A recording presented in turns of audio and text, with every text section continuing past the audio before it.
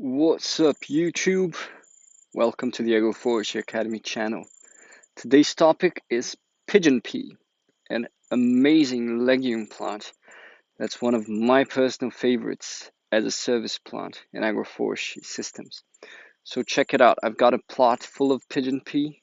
Back there, I've got my bananas, the pigeon pea, and the pineapple close to the soil. Let's take a closer look. There you go. I've got my pineapple with prickly pear, and I've got the beautiful pigeon pea. And I've got my rows of trees with bananas, pruned castor beans, and a bunch of trees that are growing in the middle of the pineapples that you can't really see now because they're quite small.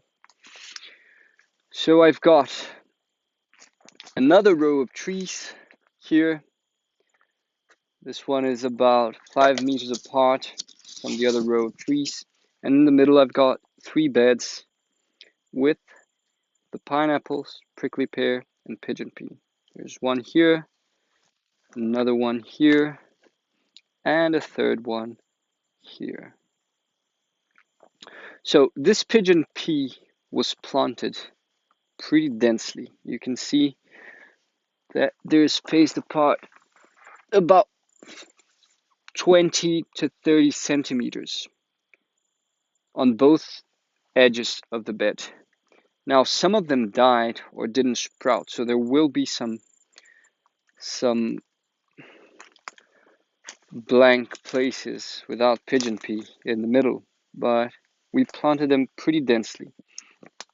The interesting thing about planting them so densely, because there is a problem to that, which is what I'll have to take care of now, which is my pineapple is overshaded. I can't have my pineapple so shaded like this.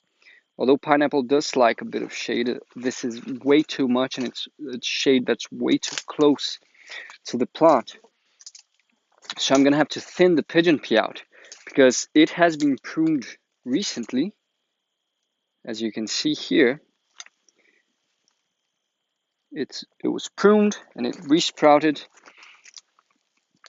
and so I'm going to have to thin them out because right now all of the plants are going to start just growing and building up canopy and overshade my pineapple. I can't allow that to happen. And actually, they're not ready to be pruned again. In order to optimize the pigeon pea's production of organic matter, I should wait until it grows a bit more. But if I leave all of them here and wait till they grow, they're going to completely overshade my pineapple. So I like to plant them densely and then thin them out a few months afterwards, because that gives you a nice green cover of the soil really early on when you plant, and then you can just thin them out as they grow, and they're going to be producing organic matter for you. They're going to be working the soil. So I always prefer to plant in abundance and then thin them out as needed. And what I'm going to do is I'm going to leave pigeon peas spaced about 1 meter apart from one another. That's the ideal situation for me here, because it's going to give enough room for my pineapple to breathe, to receive sunlight. At the same time, I'm going to be able to allow my pigeon pea to grow to a full size, and then I'm going to prune it, so it's going to optimize the production of organic matter. So I'm going to win on all sides. My pineapple is going to like it. My pigeon pea is going to grow healthier, bigger, and producing more organic matter. This is becoming already a habit, right? I'm always drinking coffee in the videos. It's a good thing. You should always drink good coffee, all right? Order high quality coffee. It's a completely different drink from the ordinary coffee that you get in the supermarket. Good coffee. Let's talk about coffee, for 30 seconds. Good coffee is coffee that's produced at high altitudes, over 700 or 800 meters of altitude. So for example, I'm at 360 to 400 meters, so I can't produce good coffee here. I've got a few coffee plants, but they don't produce good coffee. So you want high altitude and you want shade. This is the perfect environment for coffee. Or I could have coffee right here in the middle. This would be beautiful coffee. Beautiful coffee. But I'm not going to talk too much about coffee because Gennaro is the man of the coffee, so I'm going to go back to talking about pigeon pea.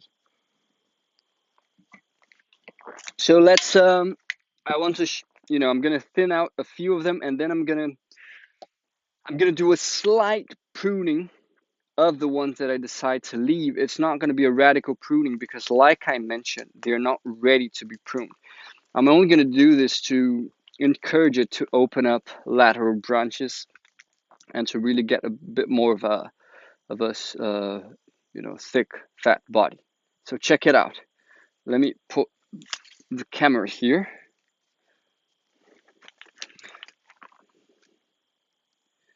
There you go. I think you can see it nicely. So for example, in this area here, I've got one pretty strong plant, right? So this is the strongest plant that I have around. So I'm going to eliminate all of the other ones that are close by, and I'm just going to put them down here to feed the pineapple. I've got this cassava that just didn't do anything. So I'm taking it out. The cassavas in this plot just were a complete failure. It just didn't come. But lucky for me, I do agroforestry. If the cassava didn't work out, that's all right because I've got the pineapples. And it's all right because I've got the bananas. That's why you should do agroforestry, because if one crop fails, you've got the other. That's the beauty of it. So I'm going to take all of this one move. I'm going to leave it. Yeah, this is good. So I'm going to do a nice layer of organic matter here for my pineapples. Yeah, this castor beans can stay. It will thrive now that I'm taking out the pigeon peas.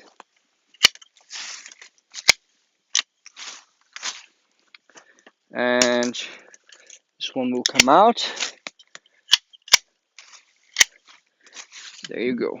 I'm left with one. I'm going to take this malva out.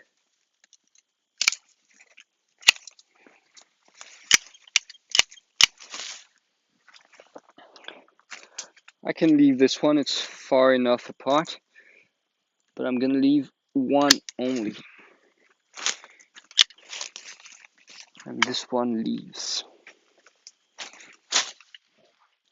Now they were planted on both edges like I mentioned it, so I'm going to leave it in like a alternated on one side of the bed and then on the other side of the bed. So I'm going to take this one out and I'm going to leave this one and I'm going to take this one out. And this one goes away as well. Notice one thing that I love to remind people is that always concentrate organic matter. Right now I'm not producing enough organic matter to cover all of the soil. So I'm concentrating all of it in one spot. You'd rather have a bit of soil really well covered than a bunch of soil badly covered. All right, so now you can see how much space it opened up for my pineapple. You can actually see the pineapple now. And what I'm going to do with this pigeon pea is basically I'm going to just open up its canopy a bit more and give a bit of a pruning. Just, a tip pruning. You can see that it's already, it's starting to release lateral shoots. There's one here, one here, one here. So and it's releasing a few more here. So I want to stimulate this. So that's what I'm doing. There you go. Now it's gonna structure nicely, opening up branches sideways. I'm gonna do the same thing with this one here, just like a tip pruning. Boom, that's it. There's another good one here.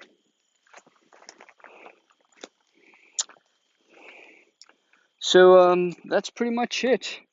Let me eliminate a few more here. This one goes, this one goes, and this one goes, and this one goes.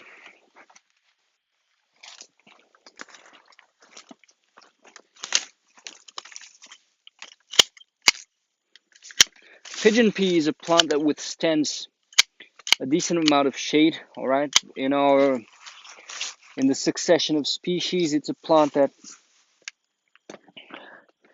it is a placenta species, right? From the cycle long life cycle placenta plant, it will stay in the system for about, up to 2 years, depending on the system. If the system closes, if it's a system that will close up very quickly, it will probably be gone in 8 months. But here, for me, it's gonna be here for at least until the pineapple is out. And so it withstands perfectly this amount of shade from the bananas. It is a plant that occupies the medium to high layers, so it can withstand a bit of shade, no problem. As you can see, it resprouts pretty nicely. It resprouts pretty nicely, even though there's some shade. Also, when these bananas do fruit, when they set fruit, they're all gonna come down. So that's gonna open up a lot of sunlight for the pineapple, for the pigeon pea, for everybody. This has such a high nitrogen content that it is a fertilizer. Okay, this actually acts as a nitrogen fertilizer for my plants as it degrades. It's really high nitrogen content. It's great for animals, for pigs, for chicken, for cattle. This is great animal feed. So it's definitely a plant that you want to be working with, especially if you live in an area that has a dry season. This plant is indispensable. You need to have it. You need to plant pigeon pea. It grows fast.